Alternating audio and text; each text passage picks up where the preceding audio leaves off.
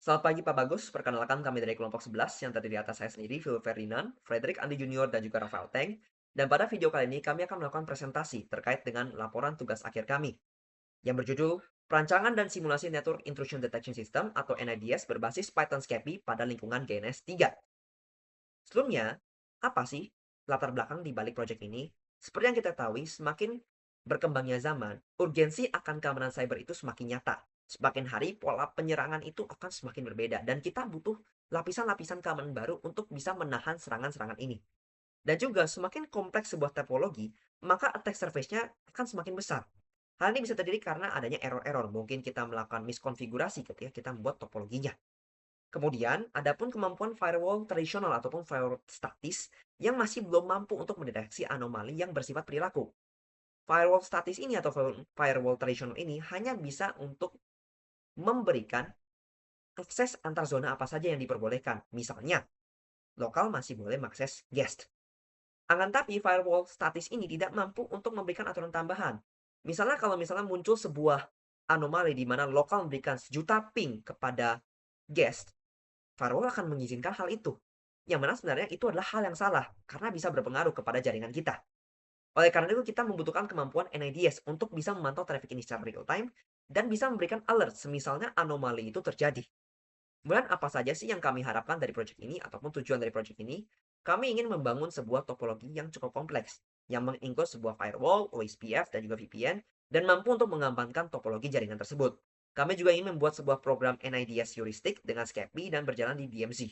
Untuk logika ini akan dibantu jelaskan oleh si Frederick. Kemudian kami juga ingin mendemonstrasikan bahwa NIDS dapat bekerja di DMZ dan mampu untuk menjadi sebuah pelengkap bagi firewall. Sehingga nantinya sistem keamanan kita tidak hanya bergantung pada satu hal saja, tetapi punya lapisan-lapisan tambahan. Nantinya untuk demo dari NIDS ini akan dilanjutkan oleh Rafael Teng. Kemudian, kita masuk ke topologi dan juga segmentasi dari proyek kami. Pada dasarnya, topologi kami dibagi menjadi 4 zona utama. Ada zona lokal di sebelah kiri yang ditandai dengan warna hitam, zona guest di sebelah kanan yang ditandai dengan warna biru, zona server di bagian bawah yang ditandai dengan warna kuning. Untuk server ini juga akan menjadi DMZ kami. Dan terakhir ada zona eksternal di atas yang ditandai dengan warna hijau. Untuk zona eksternal akan terhubung dengan internet. Kemudian, kami juga telah mengset security level untuk setiap zona-zona ini. Zona lokal sebagai zona yang paling dipercaya, kami berikan security level paling tinggi, security level 100. Kemudian untuk DMZ kami, yakni zona publik internal, tempat kita akan menempatkan NDS kami berikan security level 50. Selanjutnya untuk guest, karena ini merupakan zona yang kurang kami percayai, kami berikan security level 10. Dan terakhir untuk zona eksternal, zona yang paling tidak dapat dipercayai, atau zona internet, kami berikan security level 0. Nantinya security level ini berguna untuk menyatakan jika misalnya security level dari sebuah zona itu paling tinggi, maka ia bisa mengakses security level yang lebih rendah. Kurang lebih itu adalah konsepnya. Kita masuk ke core configuration, di mana pada dasarnya kami akan melakukan set IP untuk setiap zona-zona yang telah ada, baik itu untuk lokal, server, guest, maupun eksternal. Kemudian kami juga melakukan sebuah setting OSPF pada salah satu router kami, di mana mengapa kami hanya menggunakan satu router saja, dikarenakan Cisco Asaf sendiri mampu untuk melakukan routing ke setiap zona yang sudah ada. Akan tetapi karena ketentuan dari proyek kami mewajibkan kami untuk menambahkan sebuah router, oleh karena itu kita menambahkan satu router khusus untuk bagian lokal. Tentunya kami juga melakukan sebuah setting pada security level sesuai dengan apa yang telah kami jelaskan di slide sebelumnya. Di sini, di sini, di sini, dan juga di sini. Selanjutnya kita masuk ke konfigurasi NAT. Gunanya adalah agar kita bisa memastikan bahwasanya nanti zona lokal, guest, maupun server mampu untuk mengakses zona eksternal atau si internet. Kemudian kami juga melakukan konfigurasi juga pada firewall dan ACL. Pada dasarnya kami menambahkan satu statement ACL khusus secara eksplisit. Gunanya adalah agar kita memblokir akses guest terhadap si lokal atau si inside ataupun ke server atau DMZ. Tapi untuk akses ke eksternal ataupun ke internet kita masih berikan. Dan kita masuk ke setup dari SSL VPN kami. Untuk setup ini akan dibagi di dua bagian utama, yakni setup pada Cisco sebagai server VPN dan juga setup pada client VPN. Langkah pertama kita akan masuk ke mode konfigurasi, di mana di sini terdapat kata access list VPN split tunnel list. Gunanya adalah agar kita bisa membuat daftar alamat IP tujuan mana aja yang diizinkan untuk lewat VPN. Kemudian kita masuk ke konfigurasi selanjutnya, di mana kita akan membuat sebuah IP pool. IP pool ini gunanya adalah agar kita bisa menjaga stok IP address apa saja yang akan nantinya kita berikan ke klien VPN. Kemudian ada juga di konfigurasi group policy, di mana pada VPN Tunnel Protocol SSL Client di sini, gunanya adalah agar kita bisa memaksa koneksi bagi VPN untuk hanya menggunakan protokol SSL, bukan menggunakan protokol lain, misalnya seperti IPsec dan lainnya. Kemudian ada pula Split Tunnel Network List. Gunanya adalah agar kita bisa memasukkan ACL yang sempat kita bahas di slide sebelumnya masuk ke dalam group policy ini. Terakhir kita juga membuat konfigurasi tunnel group. Gunanya adalah agar nantinya user, policy, dan pool IP ini bisa saling terhubung dan bisa berfungsi bersama. Kemudian kami akan juga melakukan sebuah pengaktifkan dari web VPN, di mana nantinya dengan menyatakan enable outside ini, kita lagi menyatakan bahwa nantinya kita akan menyalakan layanan VPN di port yang terhubung ke internet publik. Kemudian untuk bagian AnyConnect Enable, kita lagi menyatakan bahwasanya kita mengizinkan penggunaan aplikasi Cisco AnyConnect ataupun nantinya kita menggunakan OpenConnect sebagai klien. Terakhir kami juga melakukan NAT exemption. Gunanya adalah karena untuk VPN, kita tidak ingin IP klien kita diubah oleh NAT saat kita mengakses jaringan internal. Dan agar nantinya server internal bisa mengenali dan bisa membalas paket data ke klien VPN dengan benar. Oleh karena itu kita membuat si NAT exemption ini. Terakhir, kita akan melakukan konfigurasi kepada klien, di mana di sini kita akan menginstal VPN bernama OpenConnect. Kenapa? Karena OpenConnect ini merupakan VPN yang gratis, teman-teman. Lewat perintah sudo apt install OpenConnect. Selanjutnya kita connect ke VPN server di sini.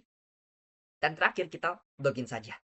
Sekian merupakan konfigurasi dari project kami. Selanjutnya, kita akan lanjut dengan pembahasan mengenai program Python kami yang akan dibantu jelaskan oleh Frederick. Sekarang saya akan menjelaskan kode yang kita gunakan pada DMZ, yaitu nids.py. Pertama kita akan import library-library yang kita gunakan.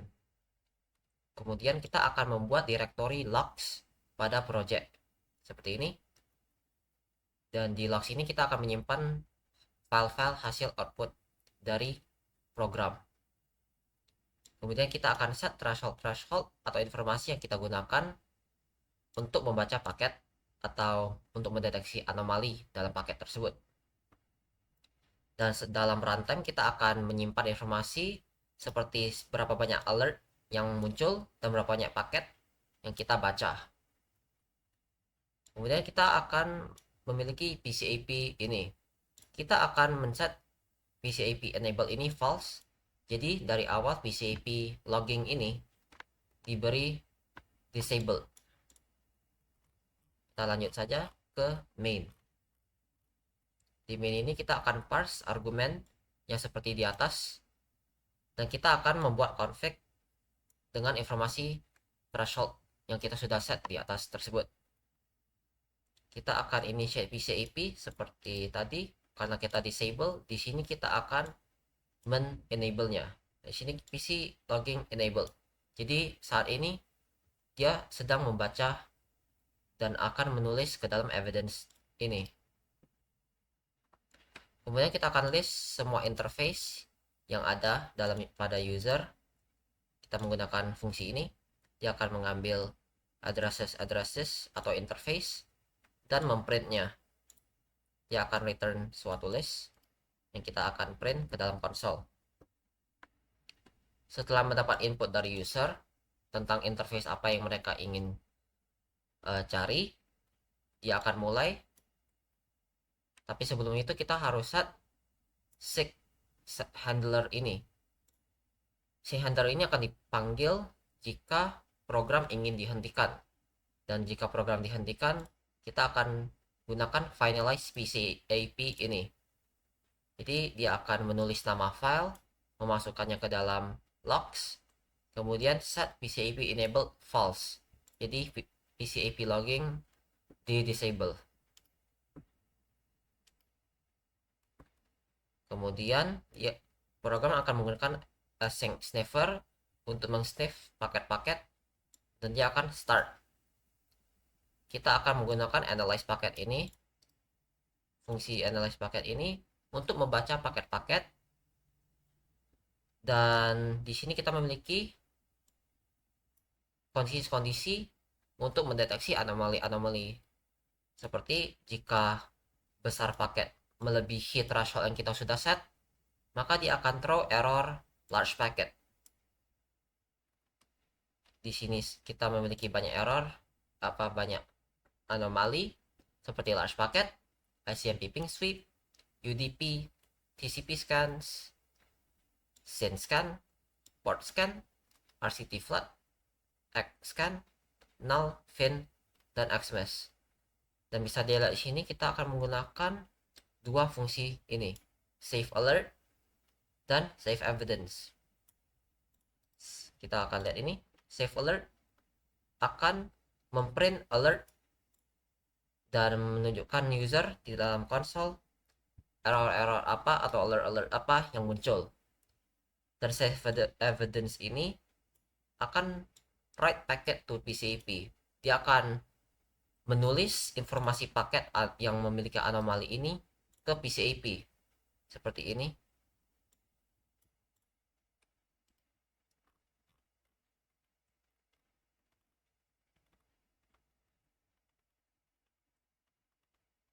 Dan sniffer akan selalu men-sniff ulang terus-menerus sampai sniffer di stop oleh keyboard interrupt. Nah, keyboard interrupt ini dipanggil dari seek handler yang kita sudah definisikan tadi. Jadi program akan selalu nyala atau akan selalu sniff paket sampai user pencet Ctrl C. Sekian penjelasan kode kami. Terima kasih. Kenalkan, nama saya Rafael Teng dengan NIM 535240153. Di sini saya akan mendemokan topologi jaringan yang sudah dibuat dan juga demo program yang sudah dibuat. Pertama saya akan jelaskan secara sekilas. Jadi pada bagian kanan adalah subnet lokal yang terdiri dari PC1, Ubuntu lokal dan juga router 1. Pada bagian bawah terdapat subnet server yang hanya terdiri dari Ubuntu server.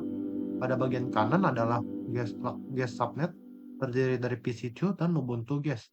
Kemudian untuk di atas terdapat eksternal subnet yaitu Ubuntu 1 dan juga NAT. Jadi pertama saya akan mendemokan pada Ubuntu lokal dulu, yaitu di local subnet.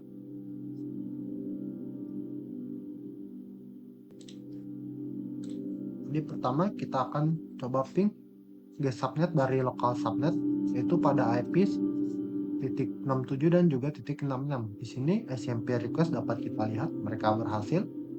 Kemudian kita coba ping google.com untuk melihat bekerjanya DNS dan juga akses internet.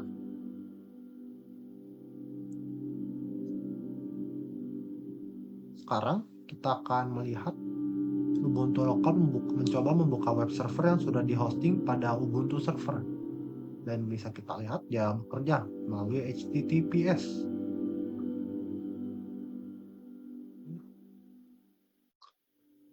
Sekarang saya akan mencoba ping pada Ubuntu server dan SCMP-nya berhasil. Sekarang kita akan coba demo program. Pertama jalankan program dengan sudo python 3.nids.py. Di sini kita akan coba mendemonstrasikan TCP SYN flood attack pada Ubuntu server melalui Ubuntu lokal. Ini akan terjadi pada port 80. Kita akan mengirimkan SYN paket yang banyak. Dan bisa kita lihat terdeteksi merah-merah ini yang high. Kemudian kita coba large packet itu. Ini simpel saja, kita menggunakan ping saja dengan size 3000 sebanyak 4 kali pada Ubuntu server dan terdeteksi large packet.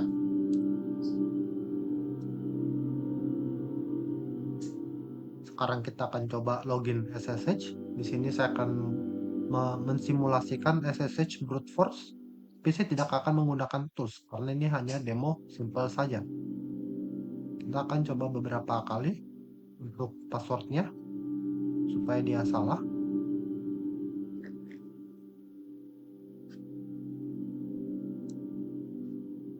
Sekarang kita masukkan password yang benar dan kita login. Kemudian keluar. Sekarang pada Ubuntu server kita matikan programnya. Kemudian dia akan memberikan prompt pcap save. Padahal dia akan menunjukkan path folder di mana session ketika dinyalakan program NIDS dinyalakan, maka dia akan menyimpan log. Lognya akan disimpan pada folder yang ditunjukkan setelah program dimatikan. Kita cd ke logs dan kemudian kita list direktorinya dan akan kita melihat banyak file pickup yang sudah saya sebelumnya saya testing sebelumnya. Kita bisa membuka file pickupnya dengan tools TCP dump.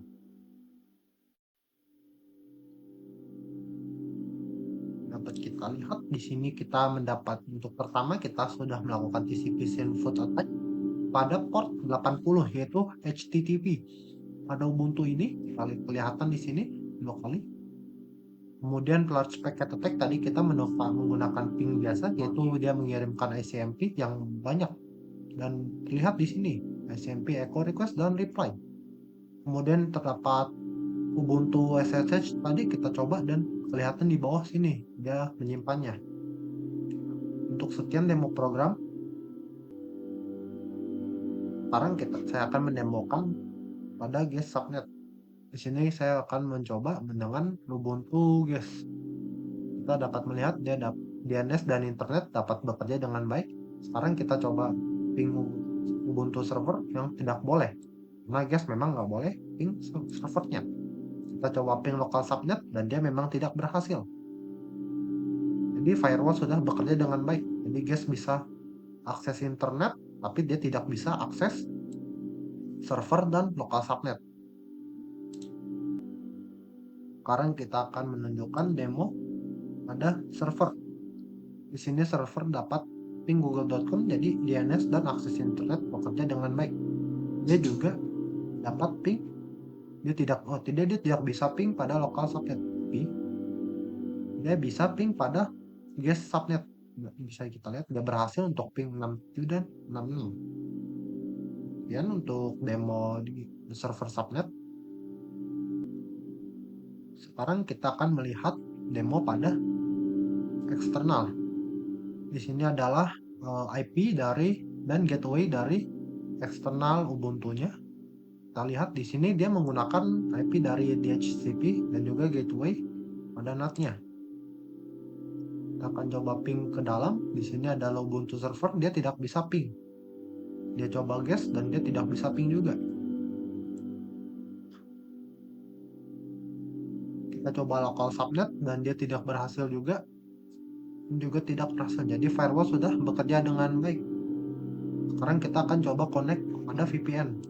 Di sini VPN yang digunakan adalah SSL VPN. Jadi SSL VPN dia adalah VPN yang cukup simple di setupnya. Kita tidak perlu setup untuk cryptography atau encryption-nya secara manual karena dia sudah tunneling di port 443 yaitu HTTPS di mana sudah dilengkapi dengan SSL atau TLS. Jadi VPN ini cukup mudah. Untuk connect kita hanya cukup menuliskan sudo open connect yaitu tools yang kita gunakan. Jadi dia akan sudo open connect kemudian HTTPS kemudian IP address atau alamat IP pada server kita. Di sini saya juga men-setup VPN-nya pada endpoint VPN.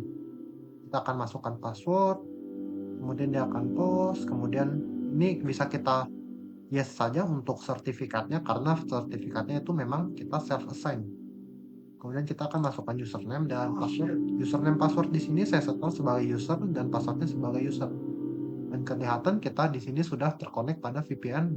Ketika kita kontak VPN, dia akan memberikan interface baru yaitu Tune0. Di sini coba tab baru, kemudian kita tekan. Dapat dilihat di sini sudah kelihatan IP address yang kita dapat dari IP pool dari VPN yaitu 192.168.201. Sekian untuk demo VPN dan demo jaringan. Sekian dari saya, terima kasih.